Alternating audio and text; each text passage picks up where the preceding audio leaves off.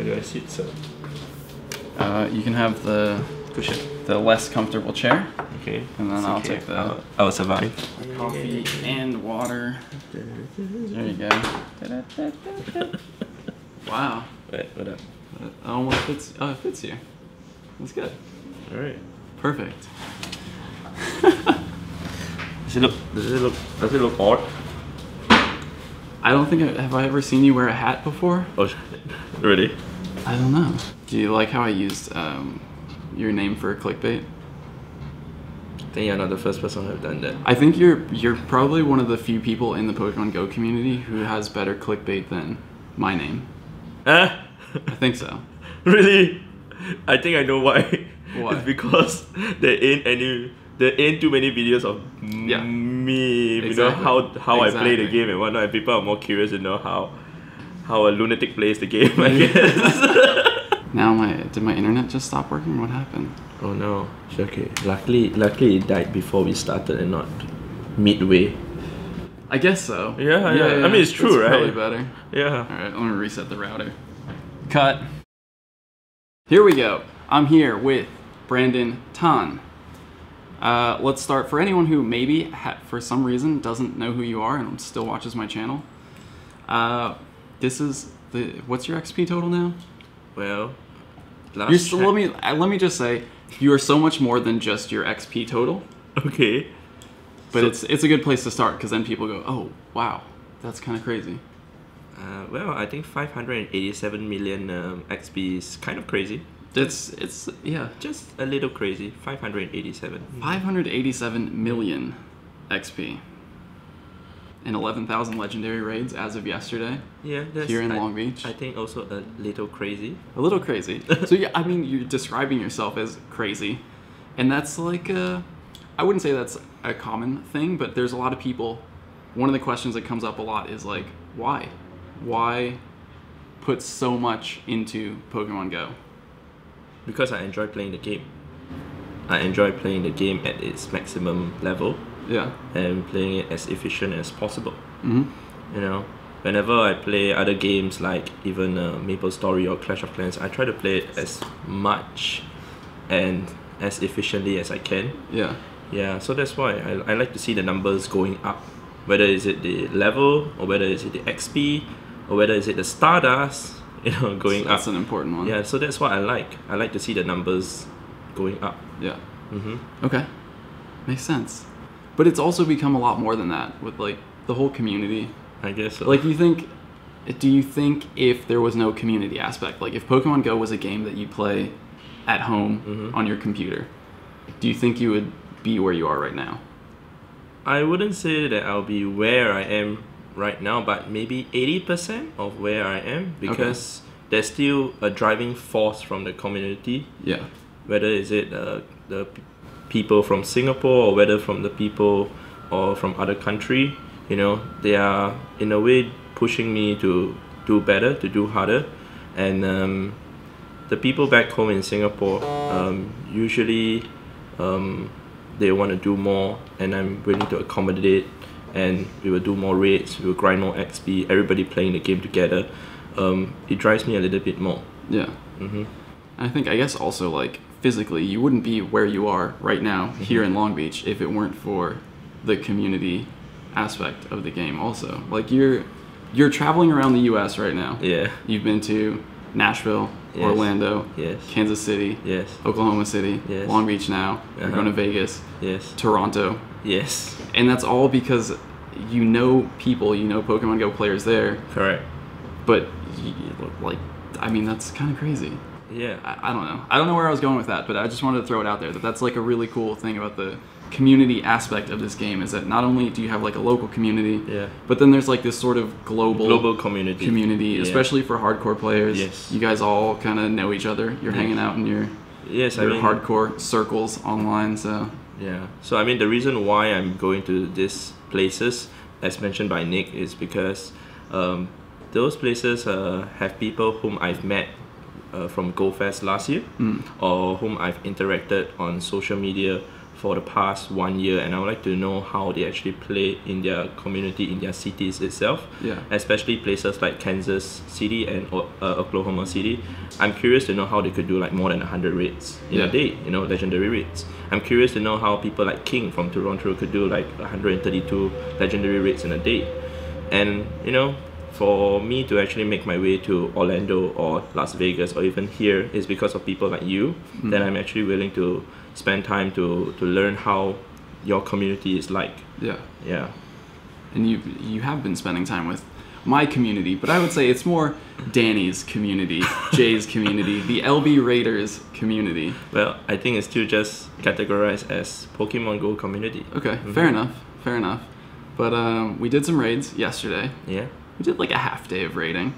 26 raids. Did we? Yeah, 26 I forgot to raids. count at the end of the day. Yeah, 26 legendary raids. Yeah. And one Marowak. And one Marowak, yes, Yeah. that's right. And one 100% Magmar. And Magikarp. Oh, that's right. 125 Magikarp. The Hundo Magikarp. Yeah. But I think it's also cool that you're going around and learning from these communities, but also like sharing your knowledge with them. So how would you describe your experience with the Long Beach community? Well, what I've experienced so far yesterday was we went raiding together, and we went grinding at the hot spots, the grind spots, and I did figure out a few things, why you guys are clocking the numbers that you guys are clocking. Like Danny, he himself is almost at 250 million XP, and Jake is I think also around 250 million XP, having a total number of catches of 199,000. Yeah. So I was just wondering, how do you guys grind and even raid over here? So for me to go around to different cities to experience, you know, the way that you guys play, the play style, it makes me understand the game even further. Not just playing in Singapore alone or playing in places that I've been to like Malaysia or Japan, but for me to travel to here to play in Long Beach and even going towards other places like Las Vegas and Toronto, I actually understand the game way deeper right now. So for me to actually go to a different community, a different hardcore local community, to actually explain to them why certain areas like Kansas City is able to clock 139 legendary raids in a day, I can explain it thoroughly, and people will actually finally understand that we all have different playground. So I will explain to them like in depth why, you know, people like Andreas can clock that number, whereas I can't clock even 100 legendary raids back home in Singapore. Right. You know, there's a lot of different factors. Yeah. So what are some of those factors? What are some of the factors to determine whether a city is a good rating? Well, obviously spot? like gym density, right? Yeah. But then there's other things that you were even talking about, like synchronization of traffic lights. Yeah, so can affect that. So to me, there are a couple of factors to consider.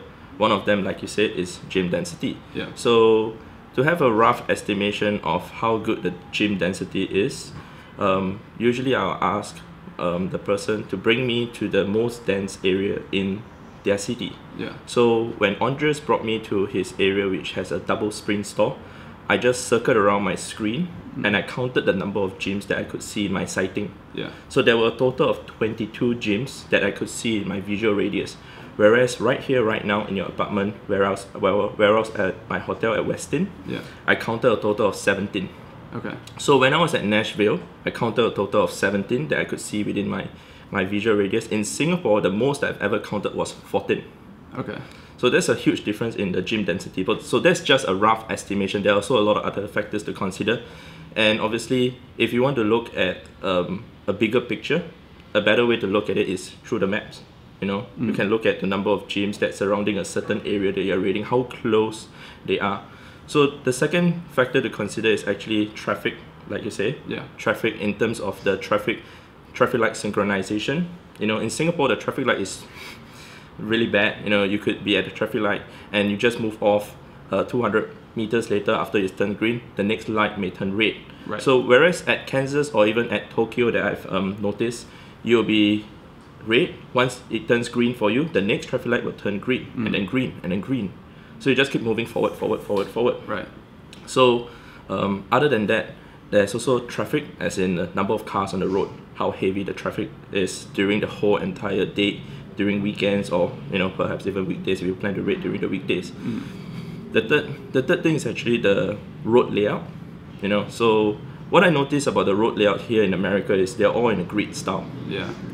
So you just need to go to the main road, then drive forward a bit, go to the smaller road, and then you're at your gym. Whereas in Singapore or certain places that I've been to, the roads ain't like in a grid style, and you have to go like left, right, like a snake, right, to actually make your way to the gym. So that wastes a lot of time, and it's not as smooth flowing as places like Tokyo that I've been to, and it's just really, really easy to drive even for someone who doesn't live in Japan. Yeah. So the fourth thing is actually active radius. So a lot of people actually do not understand this thing about the active radius, how great of a difference it affects the game, and it affects the community. So the active radius is actually the pulsing radius from the character itself. So the closer you are to the equator, the closer you will have to be to the Pokestop or to the gym or to the Pokemon to do any activities. So example, if I'm living in Singapore, I'm actually 141 kilometers away from the equator.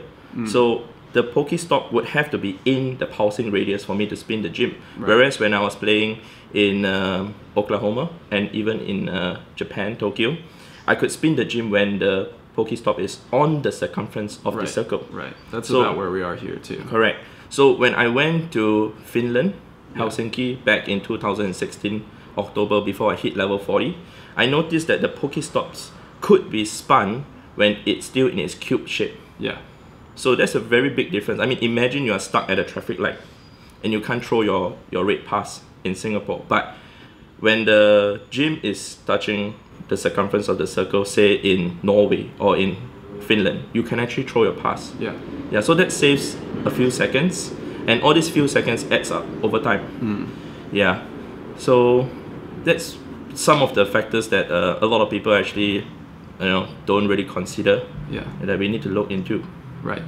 And I think, so kind of to go back to the beginning of that, you say everyone's not playing on the same playground. And I think that's something that's really important for people to realize with this game. It's not like another game where like everyone goes into the same server, goes into the same map. This is it's a real world game. And obviously we all live in different parts of the real world. So this is something that you've said, and it's hard for people to hear this coming from someone in your position or in my position, because we do have the luxury to travel. We live in populated cities, but this kind of goes for everything in life. I feel like if you compare yourself to someone else, sometimes you're going to be disappointed. So I get a lot of comments like, oh, you're so lucky you live here, you're so lucky that you get to travel and do this, whatever. And I mean, obviously I can't really say like, that's the way it is, but like that is the way it is. That's the way it is. I mean, for me, I'll just tell people, play within your means, play within your playground. Whatever your playground offers to you, just play within the playground. Unless you decide to, migrate or move to somewhere else, then that's a whole different story. So to me, whether people want to compare stats with me or compare stats with yourself or whoever else, I think it's not a very fair comparison. The only people whom you should compare with are the people in your city. Your local community. Yes, or even just yourself. For me, I only compare the stats with myself. As long as I'm better than what I did yesterday, I'm happier. And like I said, there is no comparison, because assume you stay in Toronto and you are comparing yourself with someone who's staying in Marrakesh in Africa, like the video that you made.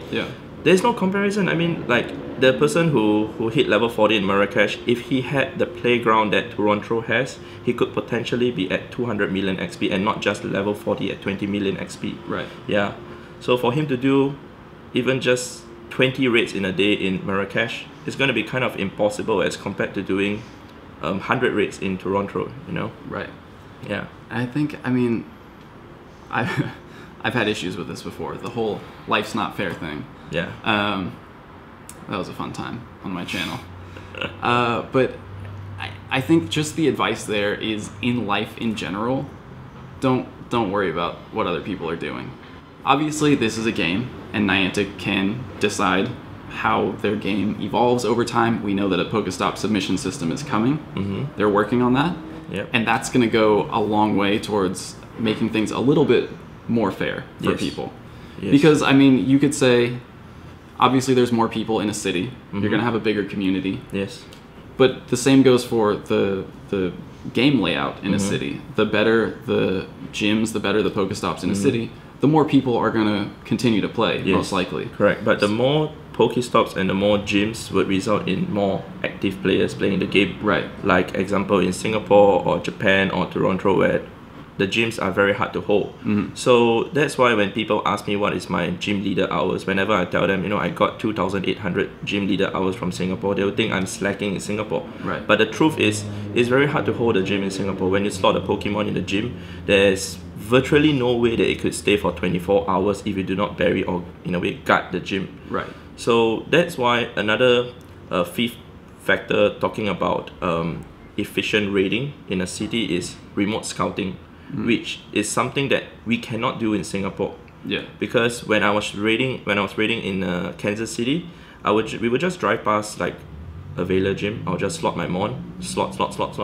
Yeah. So during the meat of the day, I would have like maybe 10 Pokemons in the gym, Right. and I would actually check back on those 10 Pokemons to see if we have any raids ongoing or any level 5 eggs that's about to hatch. Yeah. So that is something we can never do in Singapore. So of course, if you have a Mystic and Instinct player also slotting the gyms along the way, you have like 30 or 40 gyms covered, remote scouting. Right. You have visual throughout the whole city as compared to just looking on your screen to just scout whatever that you can see on your screen. Yeah. Of course, another thing to add on is having your friends or your other teammates to scout for you as they are playing along the way, and you feed information to one another, and that's when you can actually find and do more raids. It's an interesting concept, remote scouting. So you said 2,800 gym defender hours. Yes. Is what you have in Singapore. Yes. But you have time outside of Singapore. Yes, so currently my total gym hours is I think 5,600. So imagine that half of that gym hours are outside of Singapore, because I've been to Tokyo, China, and even here in Malaysia, I've clocked so many hours being out of Singapore, despite spending 90% of my time in Singapore. Right. Yeah, so that's the thing, man. Yeah, which, I mean, it definitely says something about the community there, which, I mean, we've gone over that in a previous video where you may have seen Brandon before. But it's interesting because I think that's something a lot of people don't really realize, is that for like a free-to-play player, it would also be hard to get coins in Singapore. Correct. Because you have to really work hard to keep your Pokemon in the gym. You have to constantly be watching it to feed berries. Correct. So even in, a dense city, it could still be difficult as a free-to-play player. Of course, you also get more items and stuff like that. So there are ways that it's easier. So to me, if you're a free-to-play player, say in Singapore, you need 8 hours and 20 minutes to get your 50 coins, correct? So for you to actually hold a gym for 8 hours and 20 minutes to get your 50 coins, it's way tougher than, slotting a gym here in Long Beach and wait out 8 hours and 20 minutes. Because just last night I slotted a gym. This morning my lottery came back, I got 50 coins. Yeah. This is impossible in Singapore. Or I wouldn't say impossible, but maybe super rare. Yeah. And another advantage I would think, as compared to playing in rural areas when we're playing in Singapore, is that there will be people in the gym, or should I say in the raid, to actually do the raid with you. So you could go to any raid that's about to start in the central area, like Orchard or Chinatown, where it's very densely populated in the number of gyms. Yeah. And there will be people in the lobby to take the boss down with you.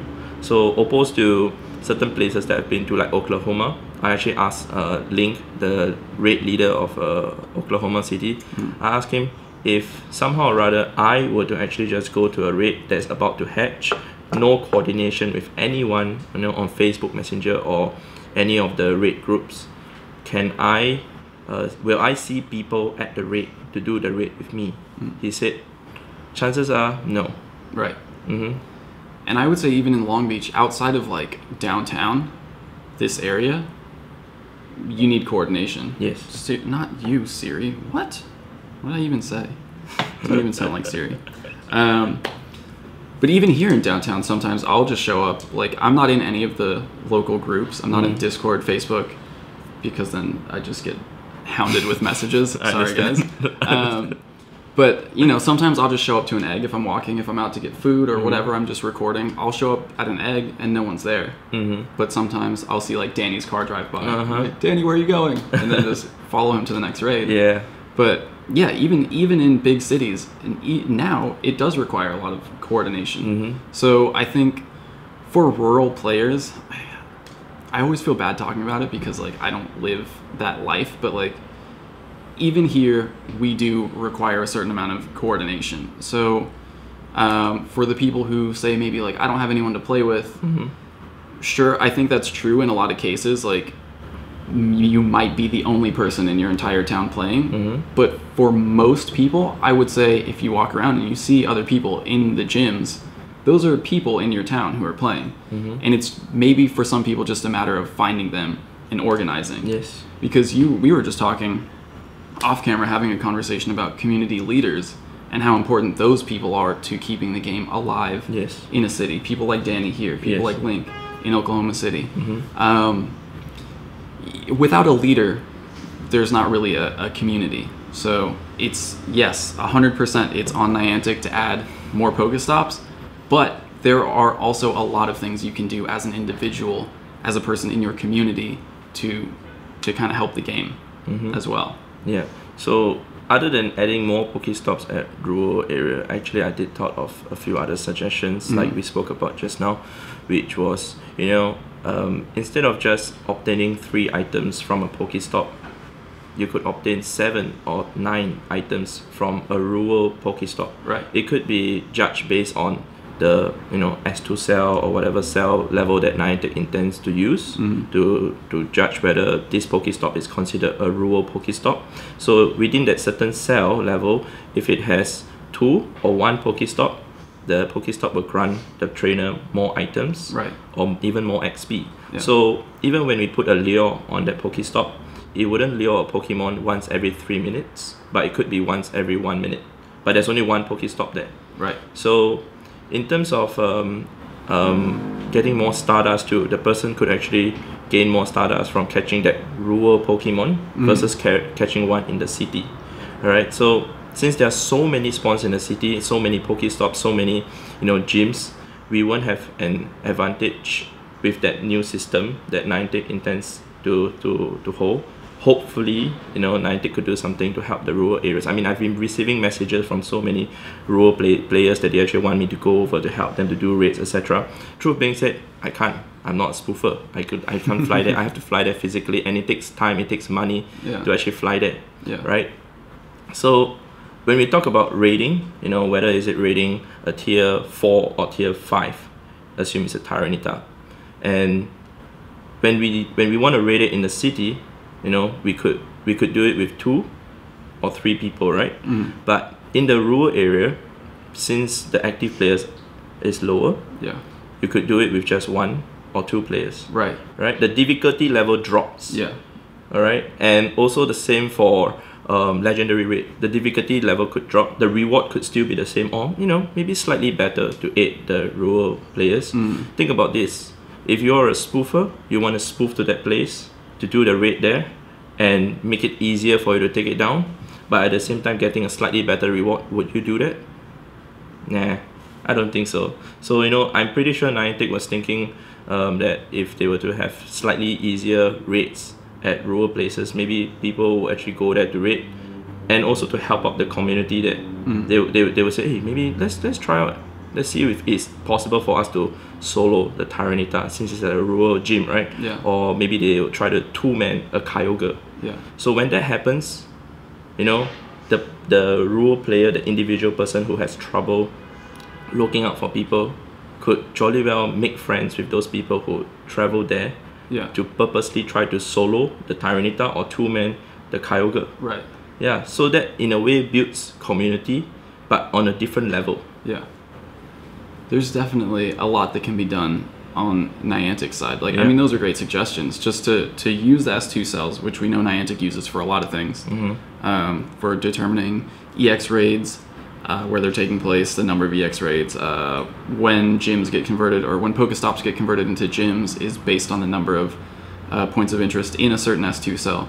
So to make adjustments like that in an area where there's one Pokestop in a big S2 cell, more items. To me, that makes perfect sense. And I think without, short of adding a Pokestop submission system, is a really good way to start balancing out gameplay. Well, truth being said, even if Niantic were to let us submit Pokestops, it wouldn't solve the problem. In fact, it will make the problem worse. How so? Think about this. With so many active players in the city, with already so many Pokestops and gyms, so many players submitting even more Pokestops, there will be even more Pokestops in the city, in an active area. Alright? Versus someone, just one individual at a rural place. He submits that one Pokestop, it gets approved. Versus 1,000 players in the city submitting. Right. Half of it gets approved. The city gets 500 extra Pokestop, that rural player gets one extra Pokestop. It would grow exponentially in an area like this, which is why my thought was, with rolling out a submission system, also base it on S2 cells. You can only submit in an S2 cell with a certain number of Pokestops. So the same way that the new, like the Pokestop tracker, when that was introduced, was only in San Francisco.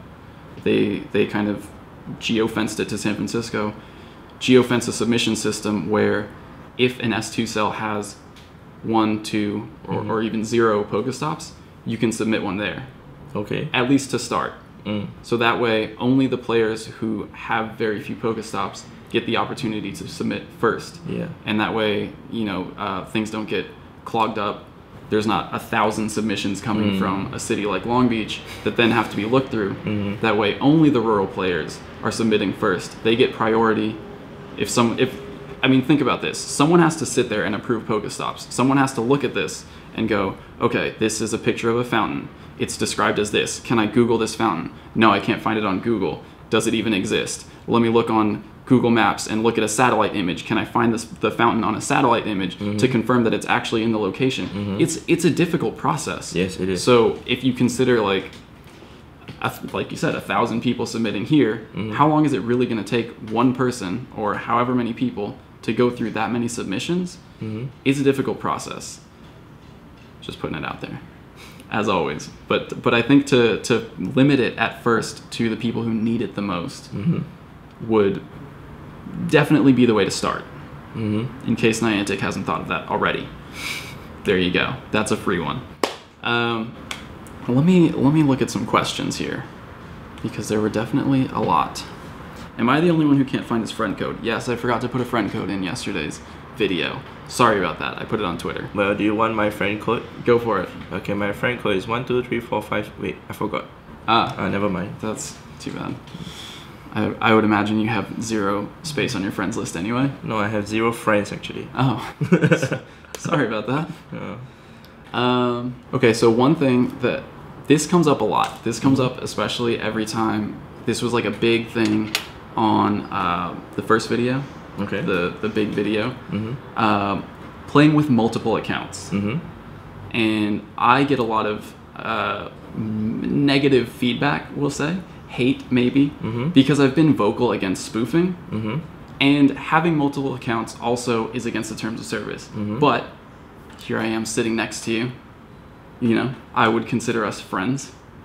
I hope so. I hope so, even if you have 0 friends on your friends list. And so a lot of people can't understand how I would say no to one thing and not to another. And so let me explain my side of it first, and then I'll just let you say what you want to say. To me, there are, yes, I will admit now, yes, multiple accounts is against the terms of service, but there are motives behind certain things that, in my mind, determine how I feel about them. The same goes for the law. I will admit right now to breaking the law. For example, there's a stop sign here on a back street of Long Beach, and when I'm driving at night and there's no one around, sometimes I don't stop there. that to me is not a malicious intent of breaking the law. I'm not, intentionally hurting anyone or taking something from someone or negating anyone's work in any way. That's just like, okay, I understand the reasoning behind the stop sign being here. It's to control traffic. There is no traffic but me. I'll just drive through slowly. Maybe not a full stop.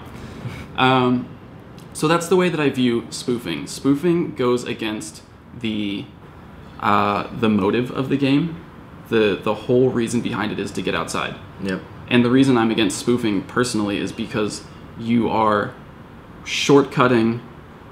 You're doing things that take people, legitimate players, time and effort. If, let's say, I walk out to a gym, it takes me 20 minutes to walk to the gym. I put a Pokemon in the gym, and then I have to walk 20 minutes back to home or wherever. That's 40 minutes of my time to put a Pokemon in the gym. Yep. If you're spoofing and you can sit at home and fly to that gym, knock my Pokemon out, Yep. put your Pokemon in a gym, Yep. that negates 40 minutes of my time. Yes. So in that way, you are elevating yourself above everyone else's physical ability to play the game. Now that being said, with multiple accounts, I think there are two ways that you can use them. You can use them maliciously, or you can use them to the benefit of people. So, for example, if one person has 6 accounts, knocks everything out of a gym and fills it with all his accounts, Yep. I would say that's a malicious use of multiple accounts. And that's something I wouldn't be okay with, because then you're taking opportunity away from other people. Now, if someone were to, like, for example, we did a Registeel raid, Yep. and it was just us two there, Yeah. and we had some help from your extra accounts, and we Yeah. were able to do that raid. Yeah. Personally, I don't see that as a malicious use. For one thing, it's not EX eligible. The argument a lot of times is like, oh, well, you're taking someone else's EX pass, which I would say, yes, that's true. In a lot of cases, that would be maybe not the intent, but a side effect of having multiple accounts, Yes. is that you are taking an opportunity away from someone else. Correct. But in that case, we do a Registeel raid. No one else loses the opportunity to raid that Registeel. Yes. If anything, people gain an opportunity because there are now enough accounts, enough Pokemon to take down the Pokemon. Yes. To take down the raid boss. Yes. So it's I hope I've explained that well enough that it's the intention behind what you're doing in my mind that makes it okay or not okay. And that's with all things in life. I will say this now to anyone who cares about my opinion and the way that I view the world: follow your moral compass above anything else. Unless you're like a psychopath, in which case your moral compass is probably pointing the wrong direction. No, I'm not. But that's, I mean, I don't think I've explained it well enough or eloquently enough, but hopefully that gives people insight into my opinions on why one thing is worse than the other. It depends on the intent. And honestly, I haven't even talked about spoofing that much lately on my channel, just because it's like, I've come to the point where it's like, I hope it's dead. It's getting But there. it's not. I mean, Niantic's working on it, right? But it's gotten to the point where I'm like, look, play the game you want. Play the game the way you want to play. If you're rural and you can't stand it, and spoofing is what you need to do, fine. I will never say great. I'll never be on your side for that. And if you're taking opportunities away from people by negating their hard work, their time, and even money spent traveling, well, then that's why I'm not okay with it. Okay. Anyway, how do you feel about multiple accounts? Okay, first things first. I have been a gamer for many years. I have played MapleStory. I have played Clash of Clans, and other games. So playing all these MMORPG games in the past, a lot of people have been playing it even with multiple accounts, even with myself. So to me, the advantage of having a multiple account, it makes things, easier to be done. Whether is it taking down a raid boss, whether is it taking down a gym, whether is it, basically having extra firepower. But the bad thing is, think about this. I have to manage so many more accounts, so much so that my energy would have to be dispersed among those accounts, and not forgetting that I have to spend even more in the game to do the raids, to buy the passes, to contribute more revenue to Niantic, I guess. Yeah. So these are the things that people don't consider. But consider the fact that sometimes when I appear at a raid and there's 1 or 2 stranded people who are trying to take the Kyogre down, and I'm there with 1 account, I can't take it down. But with my helpers, my helpers, sub accounts, helpers. We are able to take it down with 6 accounts. Right. So that is the benefit of it. Whereas if you compare having multiple accounts versus spoofing, it's a whole new different level. Right. Because the game, is called Pokemon Go, which you're supposed to go out of your house physically to actually play the game. So I'm still out playing the game physically with, I do not know how many accounts that I'm handling, certain times. So, and not sitting at home just working on a joystick and, keying in numbers to go to certain spots. So, as you said, it takes away the joy from another player, which is known as a malicious act, when you actually spoof to somewhere to take the gym down, or when you spoof to somewhere to catch a certain Pokemon, and you show off to your friends, say, hey, I caught this in the sea, it's 100% Lavita, level 35. In a way, people will feel like it's really dumb that you're doing that. I mean, if you want to play the game in a spoofing manner, just go and play the Game Boy or just play the DS. So in my opinion, having multiple accounts, especially in Singapore, is a norm. Because a lot of people are doing it. Certain countries like Japan and I don't know, maybe even America, you guys are very righteous and just follow the rules that you guys do not want to have multiple accounts. That's fine. That's totally fine. Like what Nick said, certain people would break the rule a little bit. Whether is it stopping along the road at places that you're not supposed to stop.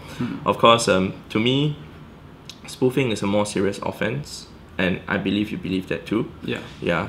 So, like I said, in Singapore, since so many people are doing it, we feel that it's a norm to do such a thing. Whereas, some people will look at it that it's not right or whatsoever. But like Nick said, it's a game that's for you to play the way that you want to play, and you could still continue to judge if you want to judge. But I don't feel anything about it, to be honest. All I can say is I'm playing the game that how I think is normal to me, because that's how I was shown that the game is being played in Singapore. Yeah. Well, the game is a real world game. I mean, I'm here right now talking to you.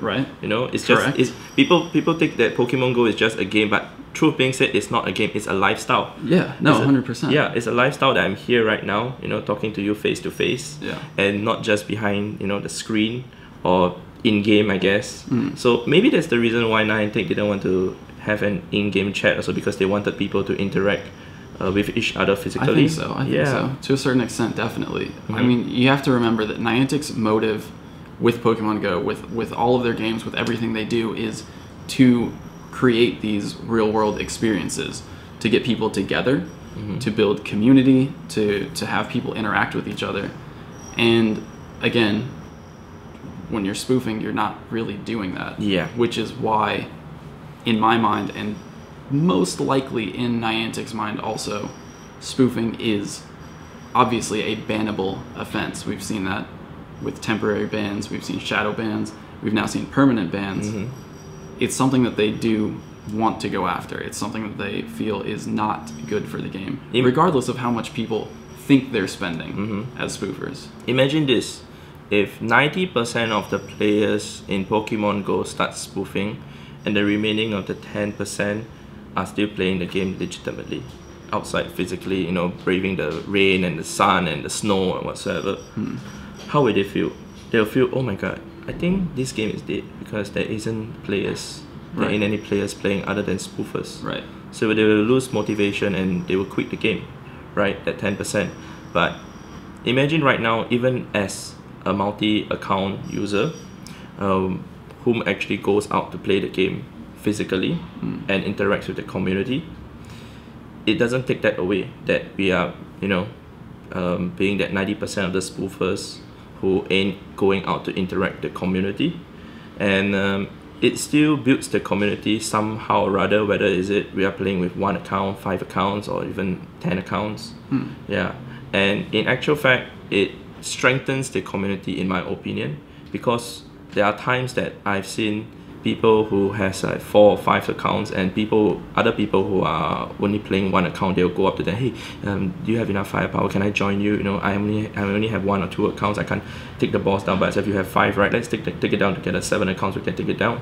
Yeah, I've seen it happen many times in Singapore. Yeah, not to myself, but to just people who are even playing multiple accounts. Right. Hey, it's me just interrupting here to remind everyone again that yes, using multiple accounts is against the terms of service. Obviously, it creates some situations that are unfair for people who are following the terms of service. So with that said, I just want to put it out there that I'm not Niantic. I don't determine who gets banned or what is considered a bannable offense. Obviously, I personally don't use multiple accounts. I don't personally use trackers, and again, that goes back to something that I've said many times in the past that's been misinterpreted, which is that just because I don't personally do something doesn't mean I'm going to shun anyone who does. I mean, imagine having a political disagreement with a friend. It doesn't mean you can't be friends. Likewise, if someone does something that I don't personally do in the game, something that violates the terms of service, again, doesn't mean that we can't be friends. And if you've watched my previous video with Brandon, you know that he's done a lot of things for the Pokemon Go community in Singapore and worldwide. So besides using multiple accounts, which again is against the terms of service, I feel that there is a lot that we can all learn from him when it comes to Pokemon Go. So again, I just want to make it clear, I'm not promoting using multiple accounts. I'm acknowledging that it's something that happens relatively frequently in the Pokemon Go community, and I just want to encourage everyone to make their own decisions for themselves based on what they think is right and what they think is best for themselves, understand the risks that are associated with those decisions. In this case, that would be potentially having your account terminated for violating the terms of service. And that goes for everything in life. Just think about everything you do, and do what you think is best for you. Anyway, back to the interview. I know it's a tough subject to talk about. It's always hard to explain why you're okay with one thing and not another, when some people view them as exactly the same. Violations of terms of service, and that's it. But in my mind, there's a lot more behind it. The intentions, the motives, the costs associated with it, how it affects the state of the game. You know, what Niantic wants people to do, which is go outside. So, truth being said, I hope that explains. Truth being thoughts. said, I think my best way of talking about breaking the TOS is the fact that, think about this. Give me a name of a level 40 trainer who has never broken the TOS before. Okay? When I say breaking the TOS, it consists of spoofing, which I'm very sure none of you guys are doing. You know, multi-account, okay? Using of maps or scanners. Right. It even includes getting information from a friend who has used a scanner or a map. So name me a level 40 player who has not broken any of these TOS. Right. I can't name one. Right. It's kind of a hard thing to do, and I totally understand people with this perspective to just follow the rules, the terms of service, 100%. But you, again, in my mind, you have to look at what the intention is, what the motive is. Yes. I'm sure there's a lot of things in the terms of service that a lot of people do and don't realize is against the terms of service. I guess so. Yeah. Have you read them? Have you read the entire terms of service? I have partially 80%, I guess. I believe that. But when I first started playing the game, you know, my friend told me, hey, you know, there's 100% Snorlax there, like 50 meters away. I didn't go for it because I was grinding, but had I gone for it, I would have broken the TOS somehow or other, right? Right. Because he used the scanner to actually determine the IV of the Snorlax and where is the Snorlax. I went with him to get the Snorlax. I broke the TOS. So, have you guys not broken the TOS before? I mean, I'm guilty of it. Yeah. Like, that's another thing that comes up is like following scanners, which by the way are non-existent Yeah. now. Yeah. They're gone, and I'm happy about it. I'm happy about it too. Yeah, we talked Yeah. about that in the previous video. Yeah, I'm much happy playing the game like this without any scanners because it strengthens the community. Exactly. You know, which, like I said in the next video that we made in Singapore, I said that the community will be closely knitted together if there are no scanners, which is true, it's happening right now. You know, there are people who feel demoralized because they can't hunt for Pokemons, they feel demoralized because it's harder to do raids. But truth being said, it is through this that people start asking each other, hey, do you see any Beldum there, or do you see like a raid at so and so place? Can we go together? That's when social interaction comes into play. Right. And the fact that, you know, sometimes I do see people saying, oh, you know, there's 100% Soul Rock, 100% Bagon somewhere around this area. Shall we go for it? Let's go. How much time is left? Well, I'm not sure. Let's rush for it then. Yeah. So that's happening right now after the scanners went totally dead. Yeah. Yeah. Exactly. Again, intent. All right, more questions. Look at this, see? 5 accounts for one person, multi-accounting, despite it being against terms of service. Multiple accounts need to go. See? What does he do for a living is another thing a lot of people ask. What I do for a living? What would you like to share about your financial situation? I play Pokemon Go for a living. I catch Pidgeys for a living. Which I guess is technically true. Yeah. I mean, personally, I just feel like it's not really anyone's business I guess so. where someone's money comes from. So, there you go. That's it. Niantic asked you guys to put the hashtags. So it's a requirement from the government, FCC, the Federal Communications Commission or whatever, who controls like advertising, media type stuff. If you, as an influencer, as a social media influencer, are working directly with a brand and you're getting any kind of benefits from them, whether it just be something as simple as Niantic paying for our hotel or our flight, we have to disclose that. We have to let the audience know that we're getting something from the company that is not normally available to everyone else, to the general public. Okay. And that means putting hashtag sponsored anytime. So for example, at GoFest, you have to put hashtag sponsored. Right, because Niantic brought us to Pokemon Go Fest, because we didn't go there like on our own, we didn't pay for our flights, we didn't pay for our hotel. Every time we talk about Pokemon Go Fest, we have to put hashtag sponsored. And people think that that means Niantic paid for that post. Like if I say, I'm having a great time at Pokemon Go Fest, hashtag sponsored. Niantic paid you to say that. Right. But the truth is, like, we're tweeting what we want to tweet, we're posting what we want to post. We just have to disclose, because it's the law, that we are receiving benefits from the company that are not available to the typical player. I see. So like, I think in a lot of people's minds, it gets kind of, they see it as, oh, Niantic is paying you to say what you're saying. And here I am arguing for reasons when it's okay to break the terms of service, and as someone who has been hashtag sponsored. So people want to know more about you, man. Sure. Like, what did you do before Pokemon Go?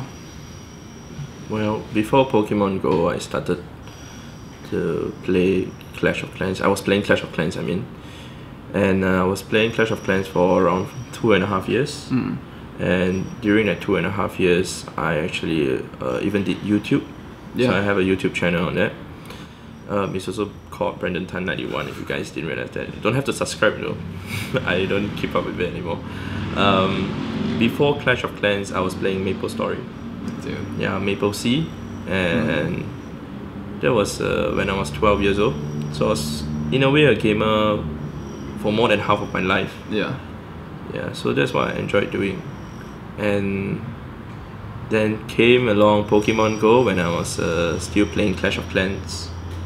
So it was because of Pokemon Go that's why I stopped playing Clash of Clans. Yeah, despite having to reach to one of the top rankings in the world. Yeah. But decided to drop it because I didn't want to diversify and separate my time, to spread my time on these two games. Instead, I decided to just focus on one game. I always believe that if you focus and put your mind and your time and your effort onto one thing, you gain a better result than diversifying. Right. Yeah. I agree. Don't half-ass two things. Whole ass one thing. That's a Ron Swanson quote right there. In a way. Okay, so this is probably a question you get a lot. Is a lot of people want tips on grinding for XP in a place where there's not a lot of Pokestops, not a lot of gyms. And again, that comes back to the idea of like everyone's on a different playground. Yes. And don't expect to clock Brandon's numbers if you don't play in Singapore. Yeah. Right. Like even here, our numbers would be different. If you lived here, your numbers would be different. Yes. If you lived somewhere rural, obviously your numbers would be very different. Yes. But I mean, like, what general advice could you give to someone who's looking to maybe maximize XP and in the way that you do? Okay. I assume some math would be involved. Okay, so first things first. Like I said at the start of the video, my XP right now is 587 million. I do not think the number will be at where it is. It will probably be half of where it is if I'm playing in a rural area. Yeah. So what tips I can offer to you guys in the rural area is, if you guys are willing to venture out to somewhere that has more Pokestops, or in fact to the nearest city near you that has a lot of Pokestops, a lot of gyms, a lot of mons. But if you guys do not have the time to do it, well, you guys can explore around your area to find cluster spawns. You know, there are certain spawn points that there could be certain Pokemons, maybe just 5 Pokemons or 10 Pokemons. Every day, you know, as you do and catch this few Pokemons, it adds up like maybe just 20 Pokemons per day, and it slowly adds up. The XP slowly adds up. And another way to help out you guys in the rural area is to use incense. Because incense, it works everywhere, even if you are on the water. Because I've been to places that requires me to take a boat and I'll pop my incense, and it'll still appear a Pokemon once every minute, assuming if you're traveling at 17.5 kilometers or per hour or faster. Right. So if you're in a rural area, you can just walk around and you would still get your Pokemon every few minutes, and you could catch that. I know it's a very long and tedious process to hit level 40 this manner, but if you're restricted to play in this manner in your playground, then that's how it's gonna be. And you know, hatching of eggs, incubate all your eggs, those also contribute to XP. And of course, before the eggs hatches, pop a lucky egg. But you know, since there are not many Pokestops, it's gonna be pretty difficult to even collect the eggs. Right. Yeah. Or maybe ask Nick to fly you somewhere to ask me to fly. I don't know, fly you somewhere to play Pokemon, maybe to Long Beach. Yeah, come visit me in Long Beach. Yeah. I guess. I mean, it's no, cluster spawns is good. That was something in Marrakesh specifically. They were like showing me around, like, oh, this is a street where we have like six Pokestops on one street. That's a good spot. Or the bus station has a good cluster spawn. Yes. Anywhere with a lot of activity, where a lot of people will come through per day. Yes. Things like gas stations. Yes. Gas stations generally, you know, a lot of different people stop there throughout the day, and that contributes to the amount of Pokemon that will appear there. Yeah. So finding spots like that, big parking lots, if you have like a Home Depot, a Walmart, a big parking lot for a store that a lot of people go to, also good spots for cluster spawns. Yeah, good advice. Let's keep moving. He brought a tray, but he didn't bring clothes. That was one comment. That was Delta hiding his bag. Yeah, I think that was written by Delta. Well, if I didn't have clothes, Nick was gonna give me his clothes to wear. We were gonna share. Yeah, I was only afraid that I would spoil his clothes because I'm just too big. Okay, here's a good one. This is interesting. Yeah. How do you choose? I would assume. Okay, so you've caught what, 400,000 Pokemon? 407,000 Pokemon. 407,000 Pokemon. Your storage maxes out at 1,500. Yes. How do you choose what to keep? Okay, so for me, I do not appraise any Pokemons at all unless it is meta relevant. So like Beldum, you know, Machop, Abra, whatever thing that is useful for gym or raiding, you know, like Ghastly, etc. for Gengar, I will actually appraise them. Or even stuff that I would like to keep for collection like Ditto, you know, or even when I go overseas like Farfetch, etc. I'll appraise all this simple stuff. But I wouldn't appraise a PG, I wouldn't appraise a Rattata, I wouldn't appraise a Sentret because all those are useless in the gym, right? So I basically just transfer everything and clear my backspace as and when I'm able to. So I usually play on 50 Pokemon storage, even when I'm grinding at a spot that gains me around 180 Pokemons caught per hour. I will clear my backspace once every like 10 to 15 minutes. So it's just a habit that I've gained through playing this game to learn how to manage not only my time but my Pokemon storage and also my item bag. So to me, playing Pokemon Go is a game that requires a lot of proper management. It just depends on how well you manage your resources as in time, storage, your items, your Pokemon, you know, your eggs, whatever. And you know, certain people will tell me, you know, I do not have enough item bag space, I do not have enough Pokemon storage. But ask yourself this: whatever that you're keeping in your item bag, are you able to replenish them back fast enough? And do you need this many, you know, potions or whatsoever items to use for the next day or in the next 1 week? If you do not need, then it's time to discard them, right? Similarly for the Pokemon, I mean, there are certain people who want to have a full dex. They want to have every single Pokemon living dex in their storage.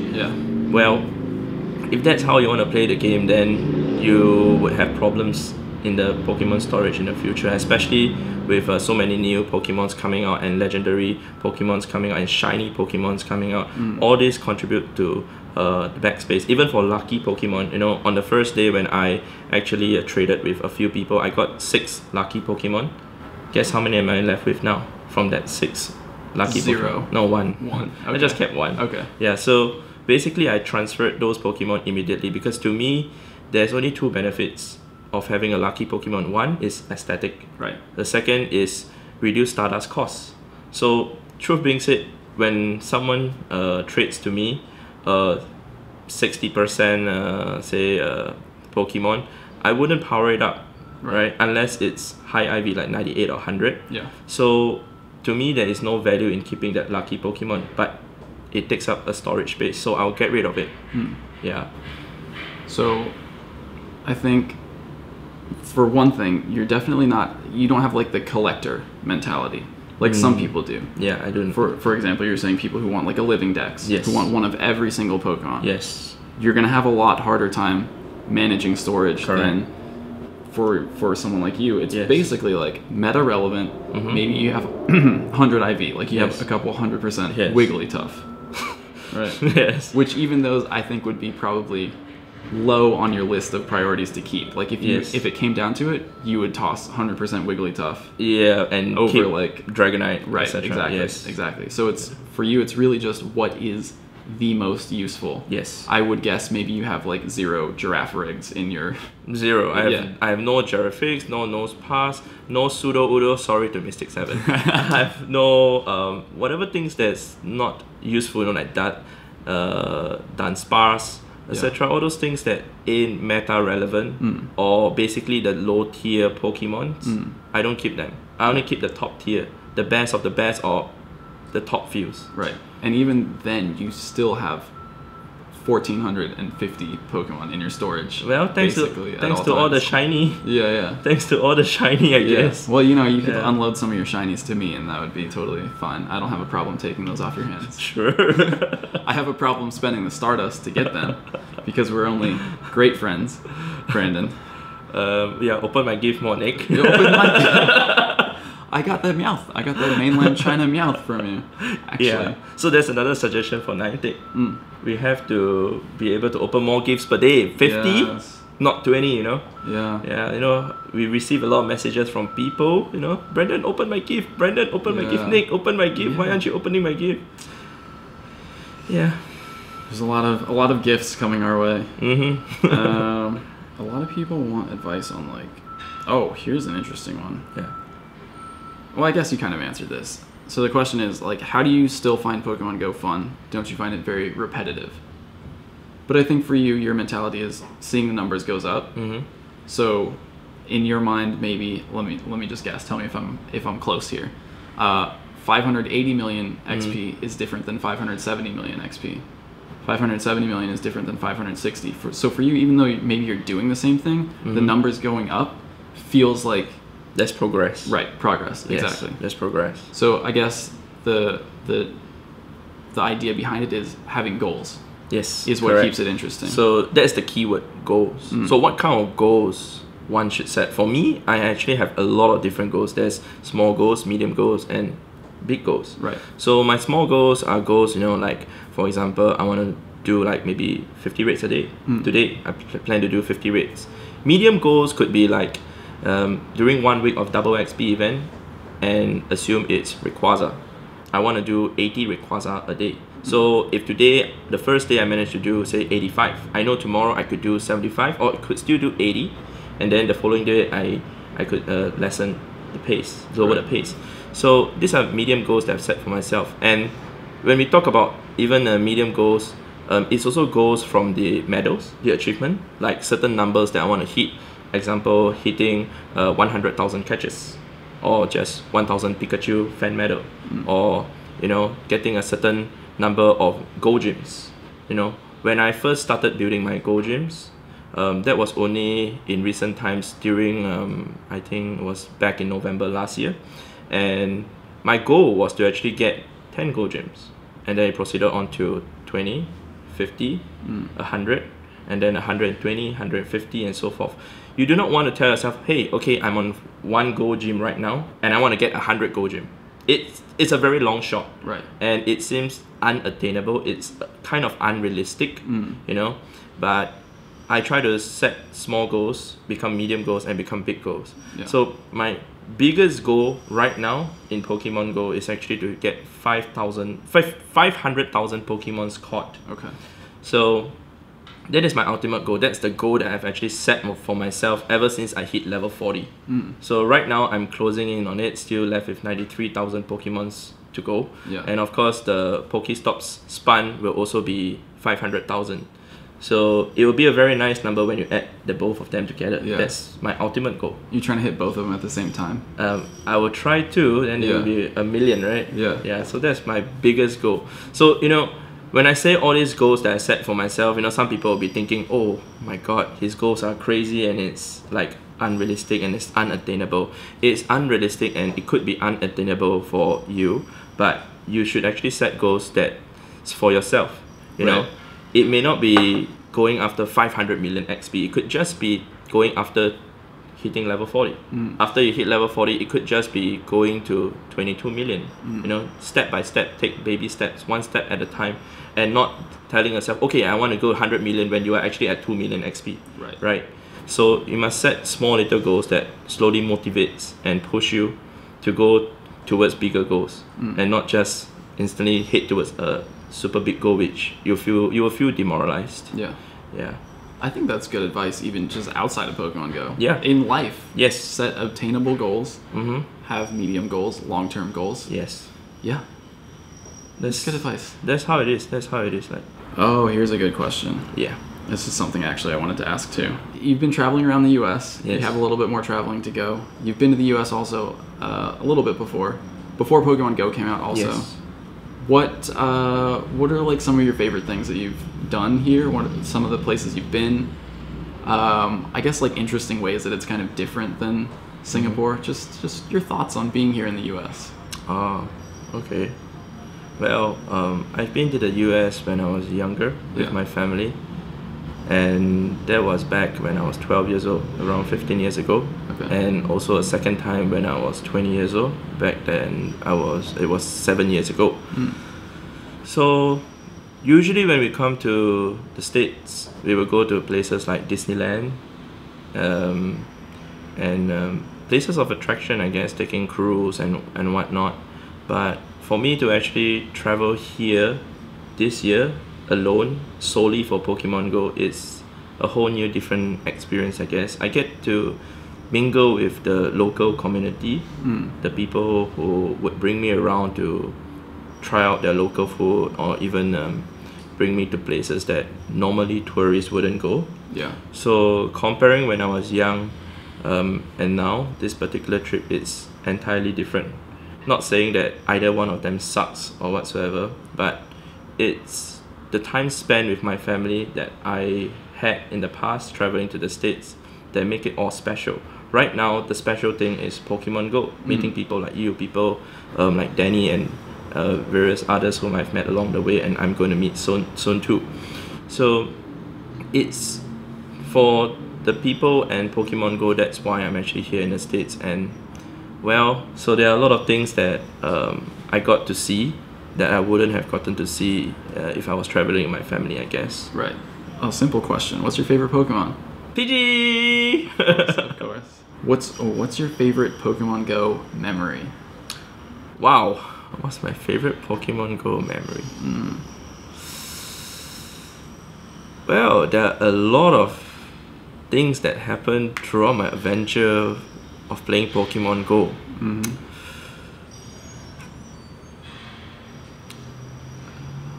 Well, there are good and bad ones, and there are just too many to remember, man. I mean, the time spent playing at Hougang 401 just for 2 months, interacting with that small little community of just 20 people, where I actually would bring 2 tables from home to play at the playground, which accommodates up to 16 people. Yeah. Having the senior citizens sit at my table, where we would get the chairs from the coffee shop to just play Pokemon Go together and have them buy food, you know, like chicken wings or peanuts or whatever food, drinks to share among each other. That was a fun experience. Yeah. And even transiting to playing at Marine Crescent, where you had dinner with my other group, with Anne and Debs and the rest. That was also a nice spot where I played for around half a year. And we grew together over there, grinding like crazy. So that was also another favorite moment. There's so many favorite moments. Even chasing after Pokemons which I managed to get, and certain Pokemons which I even failed to get. Yeah. You know, even swimming for a 51% IV Lapras at 2 a.m. That was also a favorite memory, you know, thanks to Ashley. Yeah. Ashley was the one who actually asked me to swim for it at 2 a.m. My god, that was insane. Yeah. Or even talking about last year's Go Fest. You know, coming for last year's Go Fest, it was fun, you know, getting to meet people for the first time ever. People like King, people like yourself, people like Mystic 7. You know, despite knowing Mystic 7 through Clash of Clans, we don't really talk, but I know that he does YouTube videos on Clash of Clans, but we have never spoken before until we actually went after the very first legendary Lugia at Go Fest at Buckingham Fountain. Yeah, so these are all favorite moments, but I don't think there's one specific favorite moment. I mean, there's so many things that I can share about, even going to Japan, to Tokyo, to Kinshicho Station, to meet up with the Japanese like Kuboyen, Wiron, Atoshi, Ono, and we would like have challenges among each other, like let's see who can catch, can do 10 excellent throws, you know, first. So there's so many favorite moments, you know, even going after Raikos after Raikos with my team. There's so many favorite memories, and even going to Malaysia to meet the people over there, understanding how the locals over there play the game, and for me to actually give them my experience and for them to change the way they actually play the game to a faster pace, just makes me happier. And even through the video that we made in Singapore, that's also a favorite moment when you came to Singapore and we made that video together. It was really cool for me to have experienced that and give my thoughts and my experience on how the game could be improved for a certain community, whether is it through doing raids even faster, or having a community message me 1 month after you have released a video saying that they are doing this style of raiding right now in their community, and they like the way that they're playing the game right now, because they're playing it even more intensively, and they're coming together. And even messages from people saying that it's because of me watching the way I play Pokemon Go, and that his brother or his sibling actually got interested, started watching videos on how you play the game. And people start messaging me, giving me sending me kind words, and just offer motivation in a way too.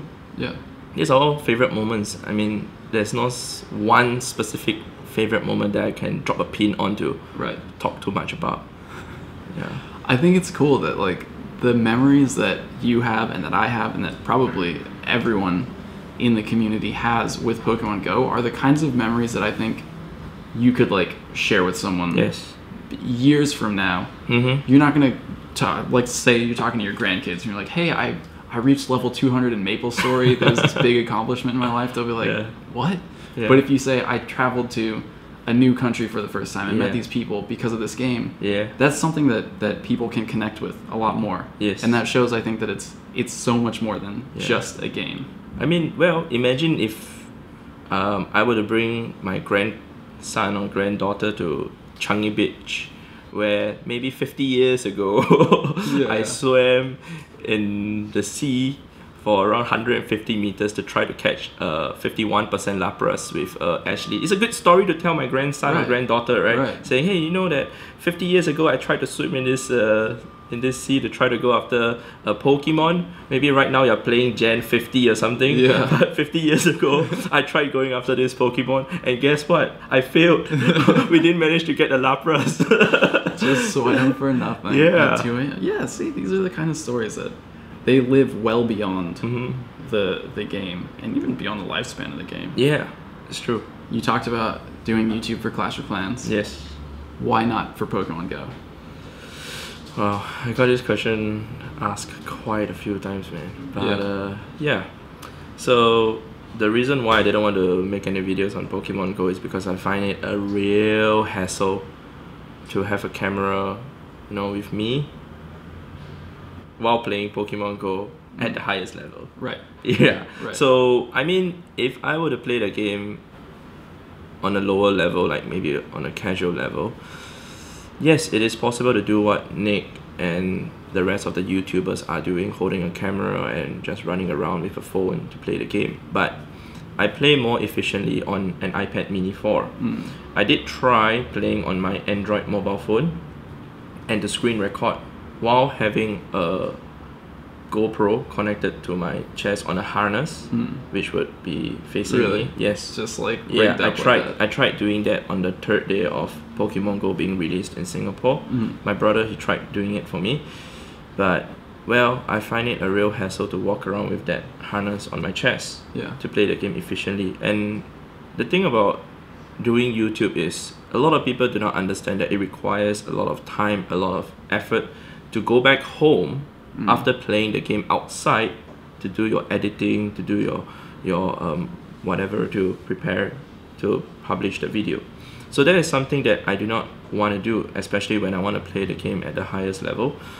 I would rather take that 2 hours or 6 hours editing the video to be out at the grind spot to grind, than to be at home, editing the video and thinking to myself, oh my god, how much XP am I losing?